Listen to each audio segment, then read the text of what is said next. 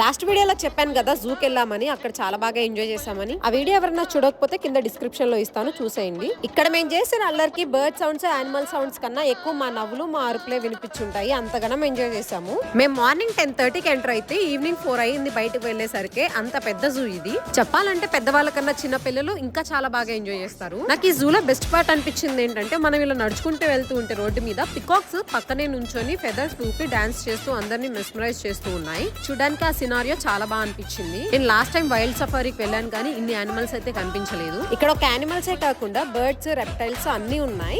కొన్ని యానిమల్స్ అయితే first time నేను చూడడం నా లైఫ్ లో. టీవీలో కూడా ఎప్పుడు చూడలేదు.